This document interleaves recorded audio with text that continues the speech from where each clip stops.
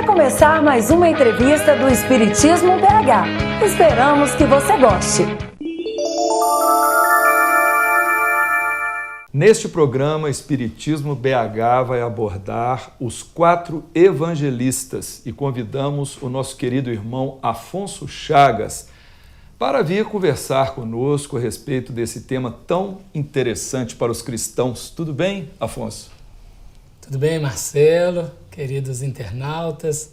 Graças a Deus, a caminhada se faz plena. Estamos buscando aquela compreensão com Jesus em torno da mensagem dele, deixada aqui na terra, apresentada pelos evangelistas. Afonso, sobre os 4 evangelistas, quem foram eles? Nós temos, depois de toda aquele componente de escolha por parte dos pais da igreja para definir os evangelhos, sobrou para a humanidade, oficialmente, o evangelho de Mateus, Marcos, Lucas e João. Mateus havia nascido na cidade de Nazaré, na Galileia. Era cobrador de impostos, chamado publicano. Marcos nasceu em Chipre, era da tribo dos levitas, não tem notícia de sua profissão, de seu trabalho. Lucas é grego, nascido em Antioquia, era médico. E João havia nascido em Betsaida, também na Galileia, e era pescador. E para os que conviveram com Jesus, como ocorreu o primeiro contato com o Mestre? Marcelo, dos 4 evangelistas, 2 conviveram com Jesus e 2 não conviveram com Jesus. Mateus e João conviveram com Jesus. Conta o próprio evangelista Mateus, que naquela ocasião chamava-se Levi, ele é o 5º convidado no seu evangelho. Ele estava na alfândega colhendo impostos do povo para Herodes. E Jesus passou e disse-lhe, segue-me. E ele imediatamente, deixando tudo, levantou e seguiu. Conta também no livro Boa Nova, do Chico Xavier, pelo Espírito Humberto de Campos, que no mesmo dia em que Jesus convida Pedro e André, ele passa pela alfândega e diz assim, Levi, que fazes? Levi replicou, recolho impostos do povo para Herodes. E Jesus diz, gostaria de recolher almas para Deus? E ele levantou e seguiu. Então Mateus, ele desde o primeiro momento, ele está junto com Jesus. Mateus, que era Levi, ele representa, ele podemos dizer assim, que ele seria aquela... a nata intelectual dos discípulos. Ele tinha uma capacidade muito grande dentro da sua intelectualidade, ele, como coletor de impostos, havia auferido vários valores no campo do intelecto. Também desses nós temos João. João é convidado, segundo o Evangelho, no mesmo dia que Pedro e André. João é irmão de Tiago, filho de Zebedeu. Estava lavando as redes, descendo depois da pescaria, e Jesus passa, depois de convidar Pedro e André, e o convida os 2 irmãos, João e Tiago, para que eles pudessem compor as alegrias do céu. No livro Boa Nova é também retratado o dia do convite de João e de Tiago, dizendo que eles eram convidados para as alegrias do céu, ao que disseram, mestre, mestre, e foram participar com Jesus. Precisamos entender que Levi, que vai ser conhecido como Mateus, ele era irmão de Tiago menor e de Judas Tadeu. Ambos eram filhos de Alfeu e de Maria, que era uma parenta de Maria, mãe de Jesus. João e Tiago eram irmãos, filhos de Zebedeu e de Salomé, que também eram parentes de Maria. Então aquele grupo, eles eram parentes entre eles. Mas agora nós estamos no momento oficial da missão de Jesus. Eles deixam de ser parentela para serem, a partir de agora, tarefeiros, discípulos do Senhor, apóstolos, para a mensagem que deveria ser divulgada para o mundo. E quanto aos demais evangelistas, como obtiveram informações para elaborar os registros evangélicos? Os outros 2 evangelistas que não conheceram Jesus diretamente, é o evangelista Marcos e o evangelista Lucas. Marcos, que tem o nome João Marcos, ele é filho de Maria Marcos. Maria Marcos é irmã de Barnabé, aquele companheiro de Paulo na primeira viagem missionária. João Marcos, ele era muito jovem e conta a tradição que a ceia, a última ceia de Jesus, foi feita na sua casa. Conta a tradição.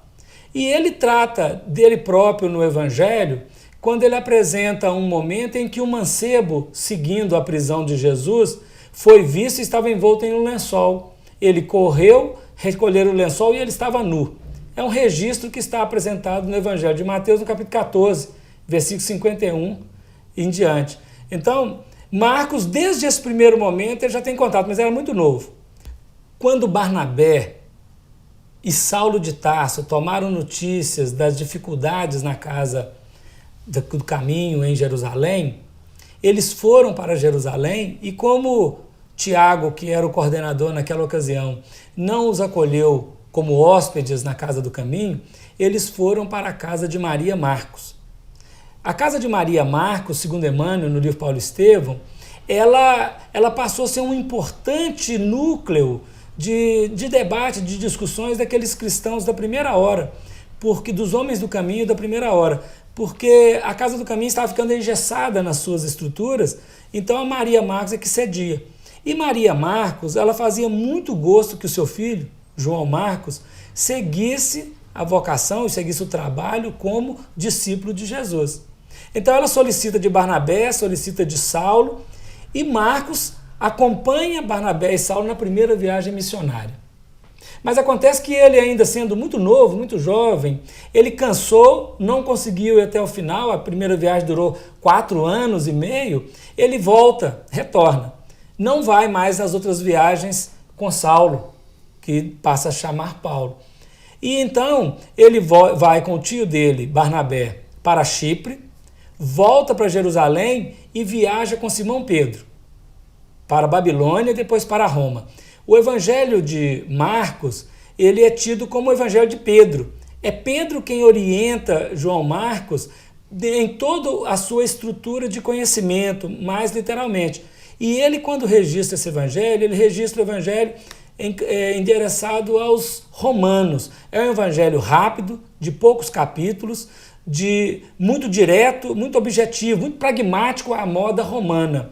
Então, Marcos conheceu o evangelho com a sua mãe, Maria Marcos, com Barnabé, com Saulo, na primeira viagem, mas principalmente com Simão Pedro. Foi quem deu a ele todas as referências do evangelho, o que ele narrou. E quanto a Lucas? Lucas, Marcelo, ele era um médico e que estava sempre em viagens.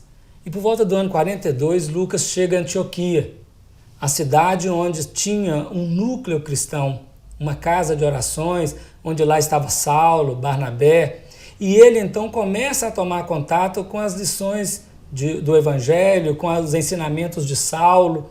Saulo percebe a sua acuidade intelectual, o seu amor, e começa a incutir no espírito dele toda uma informação sobre o Evangelho de Jesus, todo um processo daquilo que havia acontecido em Jerusalém, em Israel, naqueles dias de Jesus.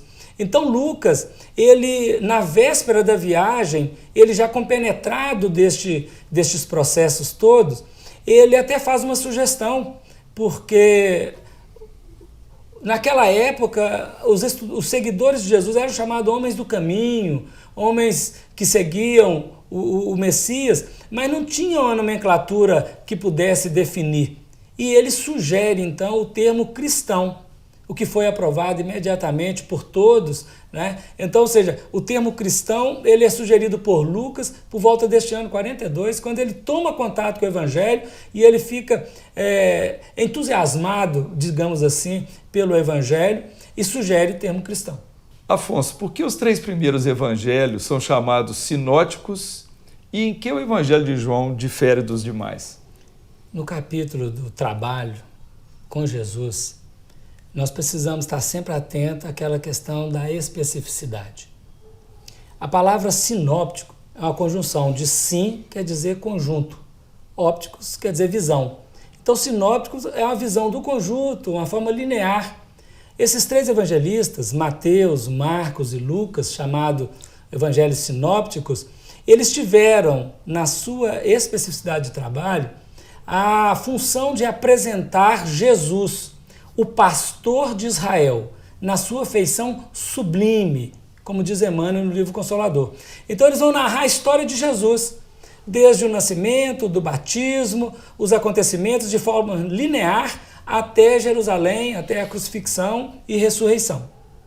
O Evangelho de João, ele aponta por uma outra direção.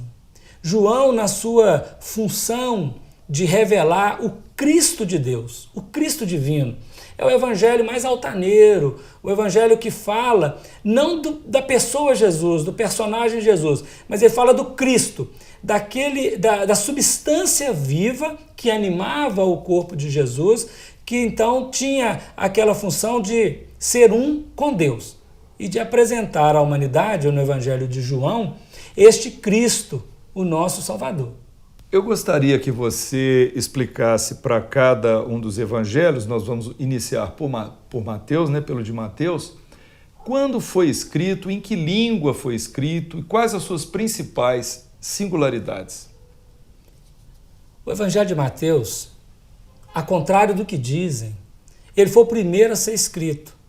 Talvez não em sua totalidade, porque já no ano 34, quando Pedro acolhe Gesiel, que vai se chamar Estevão, nós já temos notícia das anotações de Levi.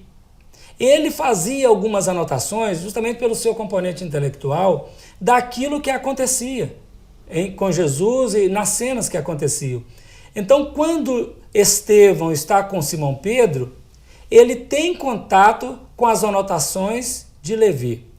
Nós vamos saber que essas cópias, nós temos notícia de que no livro Paulo e Estevão, que Gamaliel teve uma cópia, e essa cópia de Gamaliel foi passada para Saulo de Tarso. Ou seja, então as notícias que Mateus, que Levi apresenta, elas no seu bojo geral já estavam registradas desde o ano 34. Mas nós achamos que ao longo do tempo, até o ano 60, por aí assim, deve ter sofrido algum acréscimo, naturalmente. Mas o início já foi desde o ano 34. O Evangelho de Mateus, ele, segundo Torres Pastorino, foi escrito em aramaico, visto que o hebraico não era falado, não era comum naquela ocasião. Ele escreve para os judeus. A mensagem do Evangelho de Mateus, ela tem como foco os judeus. Então ele faz todo momento uma interlocução com o Velho Testamento. Ele busca referência nos profetas para falar do Messias. É o Evangelho que narra grandes discursos de Jesus. O primeiro grande discurso narrado por Mateus é o discurso do Sermão da Montanha. Inclusive no capítulo 11 do livro Boa Nova, o Espírito Humberto de Campos, através de Chico Xavier, ele vai nos explicar como que foi o acontecimento daquele dia para a composição do Sermão da Montanha e como que Mateus participou ativamente daquele acontecimento. Ele vai narrar a missão dos 12 discípulos de forma magistral, integral. Ele vai narrar muitas parábolas, o capítulo 13 é todo de parábolas. Depois ele irá narrar também toda uma advertência que Jesus faz aos escribas, aos fariseus, e ele vai narrar o sermão profético contado por Jesus acerca dos fenômenos que estamos passando atualmente na transição. Então o Evangelho de Mateus é um evangelho muito completo, muito geral, dito ou escrito diretamente para os judeus. E quanto ao Evangelho de Marcos? Pois é, Marcos, como a gente tinha visto, ele aprendeu principalmente com Simão Pedro as informações sobre a vida de Jesus. Marcos escreve a partir do momento que eles chegam em Roma, depois que Simão Pedro é assassinado, ele escreve o seu evangelho. Então nós estamos na década de 60, depois do ano 61, não podemos precisar a data. Ele escreve em grego, direcionado para os romanos, é um evangelho muito pragmático, tem apenas uma citação do Velho Testamento, quase não faz citação do Velho Testamento. Então o objetivo dele, inclusive o nome Marcos é um nome latino, é um nome derivado dos próprios romanos, que dominavam na ilha de Chipre. O Evangelho de Marcos é um evangelho muito direto, muito rápido, são apenas 16 capítulos, onde ele narra de forma objetiva a vivência de Jesus e acontecimentos. Mas ele traz, em relação aos outros dois sinópticos, dados que somente estão no evangelho dele. Então, nós temos, não é um evangelho para ser desprezado de maneira nenhuma, claro. É o evangelho que fala de forma muito objetiva, mas apresenta Jesus como pastor de Israel. E quanto ao evangelho de Lucas? Lucas, depois que ele conheceu Saulo e passou a integrar a comitiva de Saulo, em várias viagens ele acompanhou Paulo, não mais Saulo, Saulo tinha um propósito com ele, que era de escrever um evangelho. Inclusive, quando Paulo volta do deserto, ele passa na Galileia, ele conversa com Maria de Magdala, tem um encontro com Levi, e ele recolhe várias informações acerca de Jesus. E quando ele apela para Roma, apela para César, e vai ser levado para Roma prisioneiro, ele solicita, nós estamos por volta do ano 58 aí, ele solicita a Lucas que escrevesse o evangelho. Ele não teria mais tempo para escrever o evangelho. E Lucas recolhe aquele pedido, tem um encontro com Maria, busca as informações de Maria, com as outras informações que Paulo detinha, que tinha lhe apresentado, e escreve um evangelho magistral. Lucas narra o nascimento de Jesus conforme o foco de Maria, mãe de Jesus. Lucas ele escreve em grego. E nós temos um dado interessante: Lucas é o único autor não judeu na Bíblia toda. Ele tem 2 livros no Novo Testamento, que é o próprio Evangelho de Lucas, e logo depois, logo em seguida, ele vai escrever o livro de Atos dos Apóstolos. E no seu primeiro capítulo, ele endereça o seu Evangelho a um excelente Teófilo. A palavra Teófilo, ainda que seja uma pessoa, este Teófilo, nós vamos buscar na palavra. Teófilo diz, Teo é Deus, Filo é amigo. Então ele está escrevendo o evangelho para o excelente amigo de Deus. É do evangelho com a linguagem mais culta, porque sendo médico, sendo grego, tendo tido um acesso às letras, às informações, Lucas escreveu muito perfeitamente o seu evangelho. E Lucas, no seu evangelho, ele vai endereçando ao Teófilo e vai dizer assim: estou te escrevendo para que tenhas certeza das coisas das quais já estás informado. Então nós entendemos que estas mensagens que chegam para nós já estamos informados delas, mas é para ter certeza. Então o evangelho de Lucas é para confirmar em nossa intimidade este contato com Jesus, esse contato com a mensagem de Jesus naquilo que respeita o nosso processo de renovação moral, de renovação espiritual, como espíritos em evolução para Deus. Bom, agora vamos falar do Evangelho de João, aquele evangelho espiritualizado, né?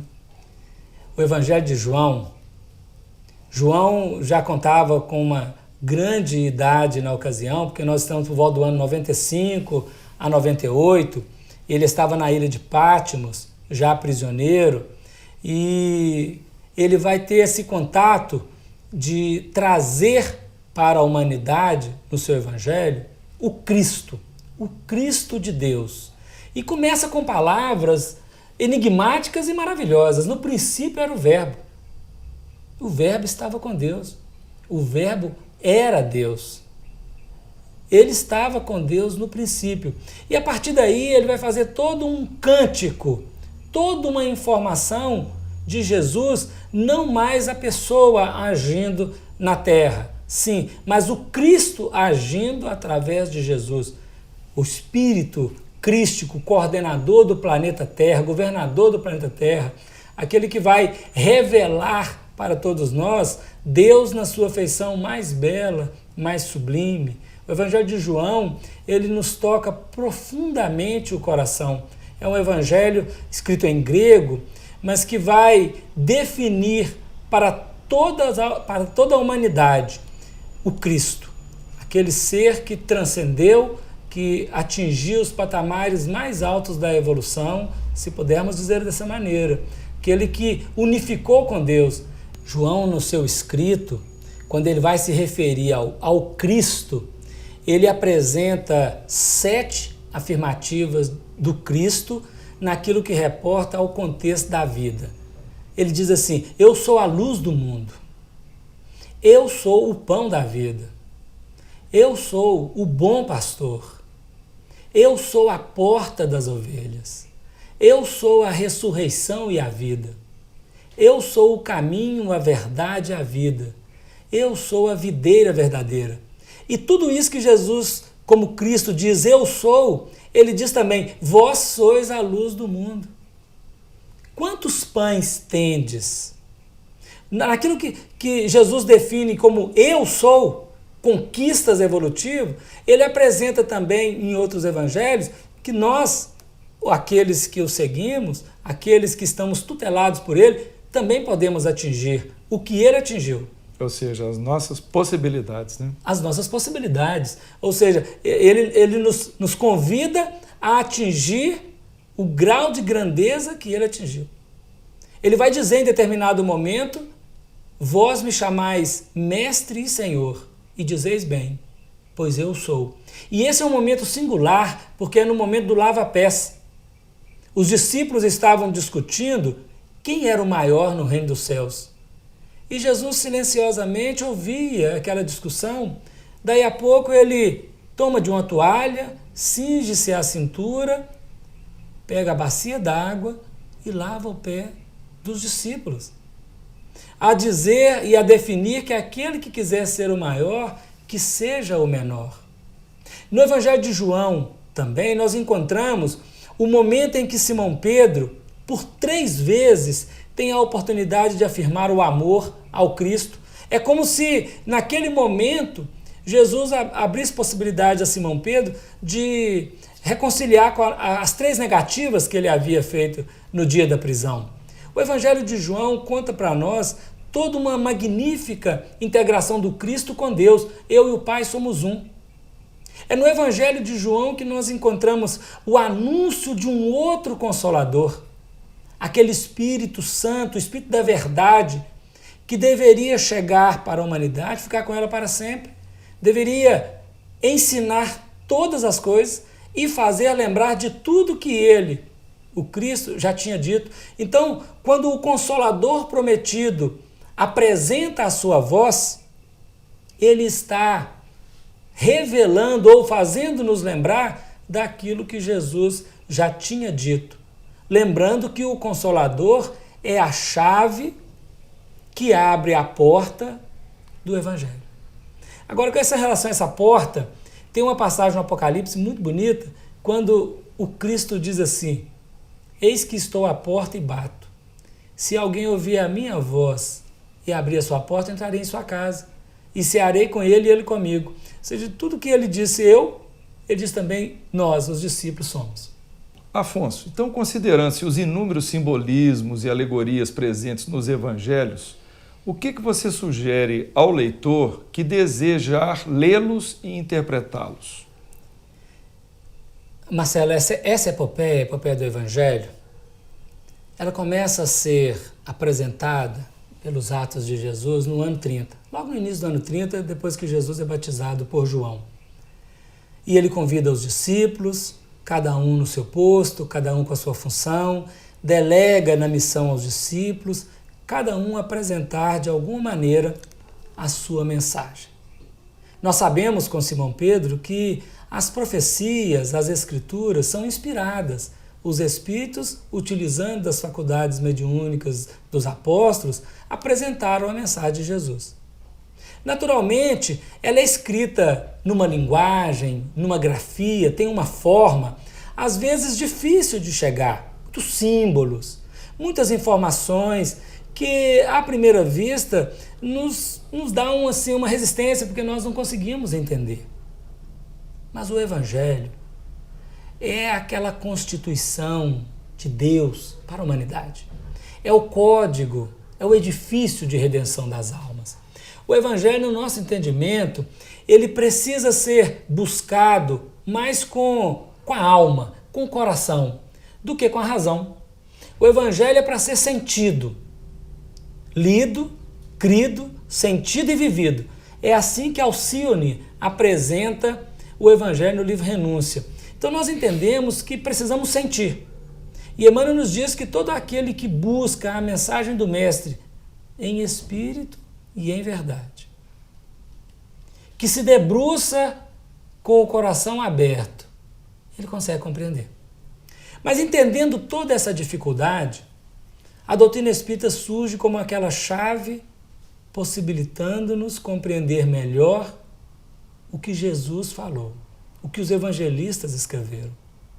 E nós temos na oportunidade todo um esforço de corações abnegados, ensinando-nos a penetrar dentro do Evangelho, letra adentro, atingir o Espírito, porque o Espírito é que dá vida.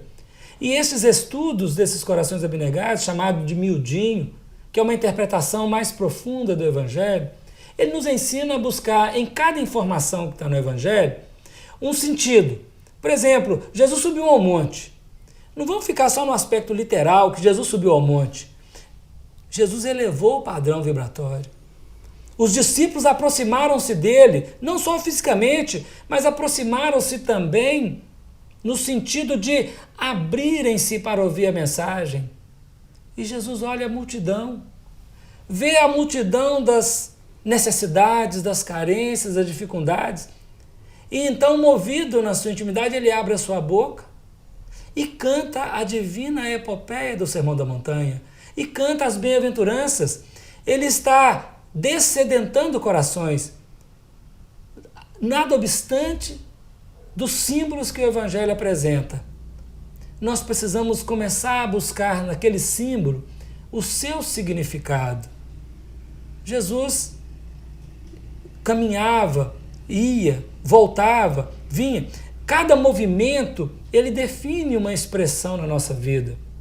O Evangelho de João, o Evangelho de Mateus, de Marcos, de Lucas, toda a carta do Novo Testamento, ele é um convite para que nós verdadeiramente consigamos transitar do animal humano para o humano espiritual.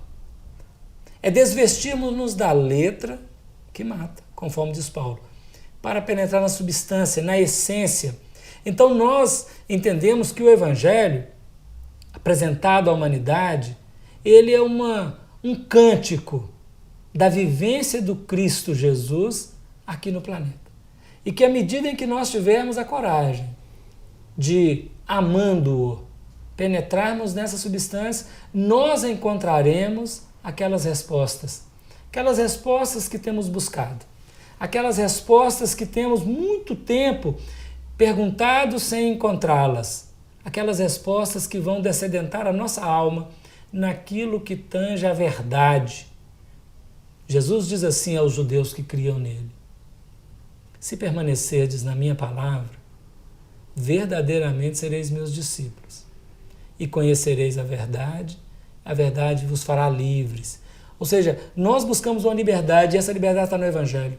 É preciso, queridos irmãos, Marcelo, termos aquela ousadia de alma de buscar Jesus, não como figura de personagem histórica, mas como aquele ser crístico, condutor das nossas almas de volta para Deus. É o esforço do espírito humano em evolução a compreender, porque temos para conosco que o Evangelho representa aquele ponto ápice da percepção humana, da condição humana. E todo o outro material que existe é material para subsídio, para nos ajudar a compreender a mensagem de Jesus. E quando essa mensagem de Jesus for compreendida em espírito e em verdade, a humanidade viverá plenamente em paz, porque terá entendido o significado da vida. É assim que nós pensamos o Evangelho, é assim que nós pensamos Jesus e os evangelistas. Afonso, Espiritismo BH agradece imensamente a sua presença, viu? Muito obrigado pela sua participação.